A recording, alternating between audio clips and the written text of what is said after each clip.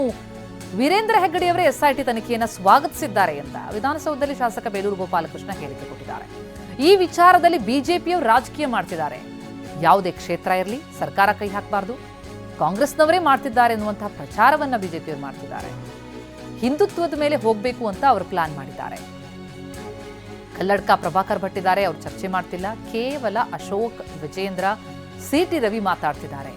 ಧರ್ಮಸ್ಥಳ ಮುಜರಾಯಿ ಇಲಾಖೆ ವ್ಯಾಪ್ತಿಗೆ ಬರಲ್ಲ. ಹುಂಡಿ ಹಣ ಎಣಿಕೆ ಬಗ್ಗೆ ಬಿಜೆಪಿಯವರು ಹೇಳ್ತಿದ್ದಾರೆ. ಮುಜರಾಯಿಗೆ ಬರೀರಿ ಅಂತ ಯಡಿಯೂರಪ್ಪ ಕೇಳಿದ್ದಾರೆ. ಅವರ ವ್ಯಾಪ್ತಿಗೆ ಬರೋ ಎಜುಕೇಷನ್ ಸಂಸ್ಥೆ ಕೊಟ್ಟಿದ್ದಾರೆ ಅಂತ ಶಾಸಕ ಬೇಲೂರು ಗೋಪಾಲಕೃಷ್ಣ ಗಂಭೀರ ಆರೋಪ ಮಾಡಿದ್ದಾರೆ.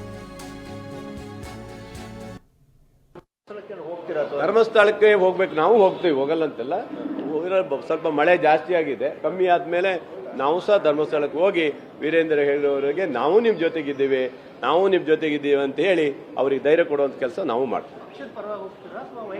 ನನ್ನ ವೈಯಕ್ತಿಕವಾಗಿ ಹೋಗ್ತೇನೆ. ನನ್ನ ವೈಯಕ್ತಿಕವಾಗಿ ನಾನೊಬ್ಬ ಧರ್ಮಸ್ಥಳದ ಭಕ್ತಾದಿಯಾಗಿ ನಾ ಹೋಗಲಿಕ್ಕೆ ಏನು ಅಭ್ಯಂತರ ಇಲ್ಲ. ನಾನು ಯಾವತ್ತೂ ಧರ್ಮಸ್ಥಳಕ್ಕೆ ವರ್ಷಕ್ಕೆ 2 ಸರಿ ಹೋಗ್ತೀವಿ.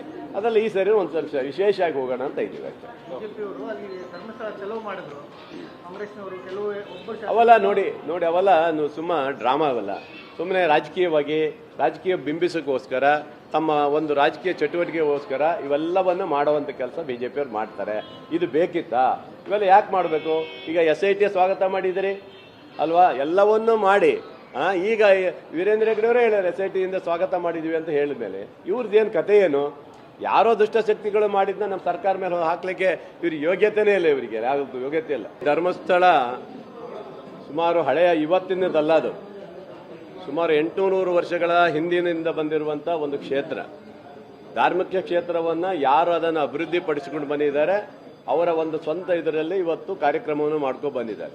ಧರ್ಮಸ್ಥಳದ ಹುಂಡಿಯ ದುಡ್ಡನ್ನು ಕೇಳ್ತಾರೆ ಅಂದ್ರೆ ಅದು ಏನು ಹೇಳ್ಬೇಕಾಗತ್ತೆ ನಾನು? ಯಾಕೆ ಇವ್ರ ಮನೆದ ಅದು?